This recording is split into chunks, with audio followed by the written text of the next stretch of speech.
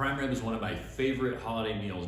With a little time, care, and effort, you will have an awesome main course. You can add anything to the side and you'll have a great meal. So let's get started on the rib roast.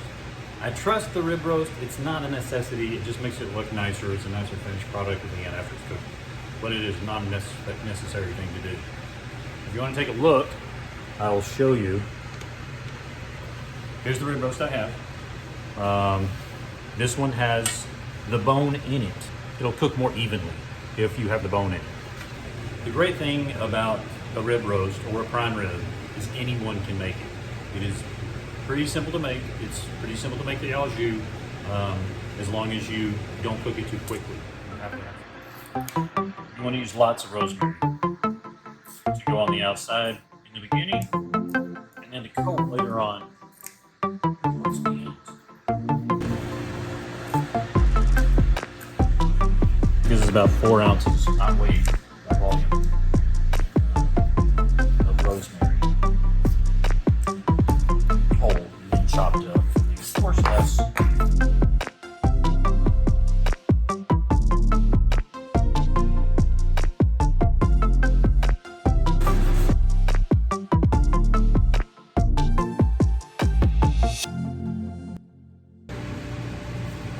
So when you put on the salt, pepper, you want to apply it very liberally. This is a large piece of meat. Don't put too much on the side because it will be really salty. Over on the bottom,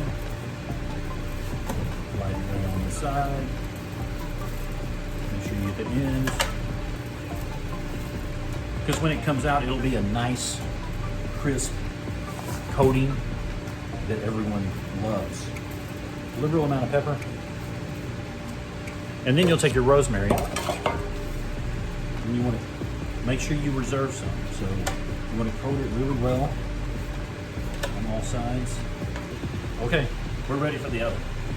You want to cook your prime rib to start out for about the first 15 minutes on high, around 400 degrees for about 15 minutes, 15 to 20 minutes or so, just so the fat on the outside starts frying the rosemary. And then you want to turn the heat down to around 300 degrees and continue cooking. Typically, I'll pull a medium rare prime rib out at about 115 degrees, depending on how big it is. We usually cook whole prime ribs, of course, but if you stay between 112 and 115 and you take it out and let it rest before you cut it, then it will be medium rare. We're going to add some grilled vegetables as well to our prime rib dinner.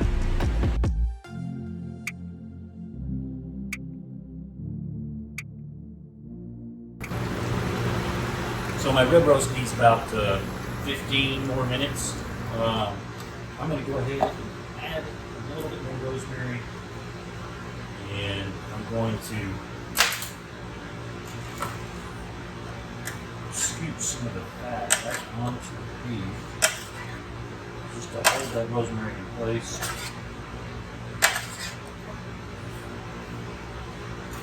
And get that nice and green.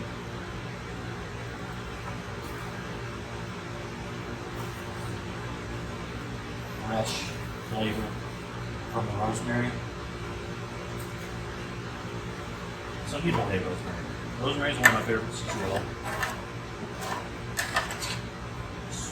Some on here. Right now it's sitting at about 100 degrees. Measured in the center, right at 100 degrees. That means you get about 10-15 more minutes. Once it gets up to 100 degrees, it starts cooking pretty quickly. So you need to make sure you keep a close eye on it. You don't want to overcook your prime rib.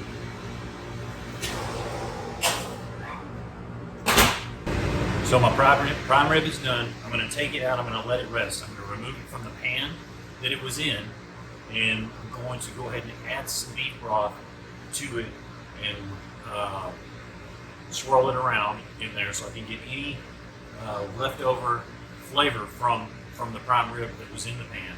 And I'm going to go ahead and make my au jus. So this is the pan that I had cooked the prime rib in. I'm going to go ahead and add a decent amount of beef broth to it. There weren't many drippings in here, which is pretty much normal. Whenever people talk about au jus, I think about,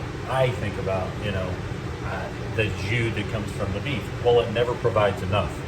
So inevitably, you have to make your own by adding veal broth or beef broth or veal stock or some other kind of broth. Typically it has Worcestershire. I'll put a little dash in here. I don't really like it that much, but it adds a tiny bit of flavor. And we're also going to add a little bit of red wine. So just a splash of red wine, not much, just a little bit.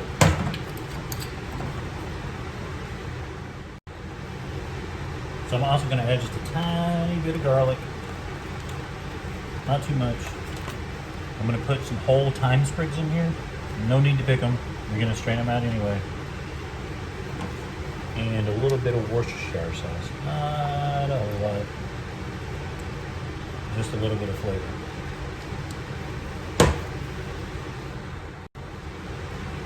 Then I'm going to take a spatula and I'm going to get everything out of there that I can. Try to combine that all together.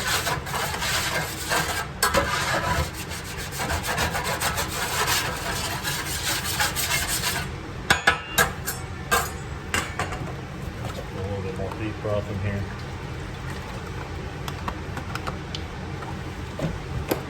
Low sodium beef broth, generally, just to be on the safe side.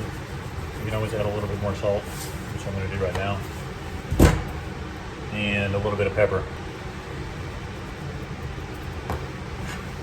Give that a good stir around, And you're going to put this back in the oven for just a minute, and just to heat it up.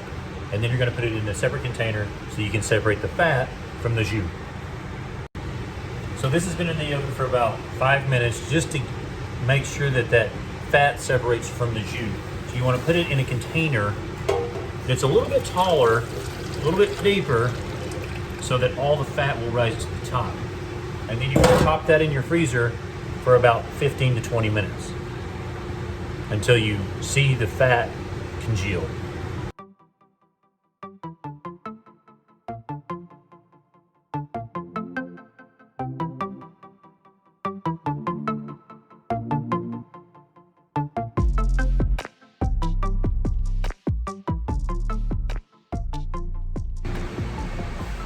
So it's very important, once you remove your prime rib from the oven, to let it rest.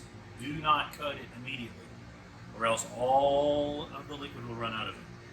When it starts to cool down and the temperature on the outside starts to get closer to the temperature on the inside, then those juices will remain inside. Especially if you're cooking it medium rare.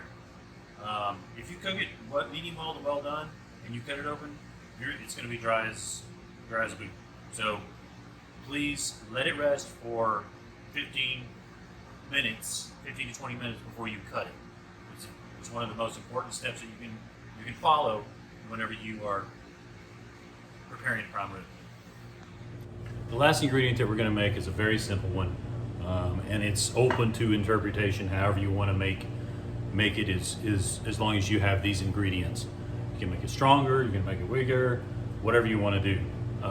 But it's horseradish sour cream. Every time that I have not provided it for service, someone has always asked for it. So it's a necessity to have with your prime rib. So what I've got here is about 2 tablespoons of sour cream. Horseradish to taste, that's up to you. A little bit of pepper to taste as well. Some salt to taste as well. Just remember there is salt on the prime rib, so you don't want to make it too salty.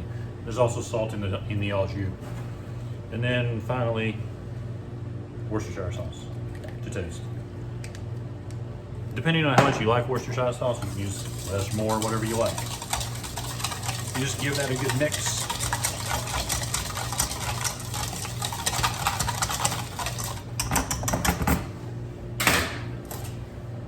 Taste.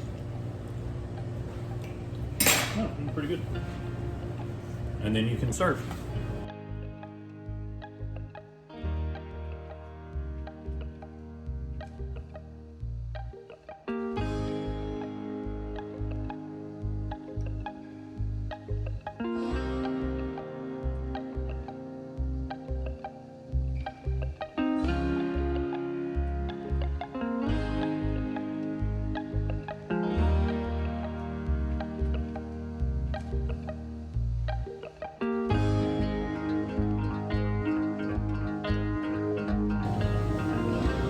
I hope you enjoy the video, and I hope you enjoy your prime rib. Have a happy holiday, and we'll see you next year.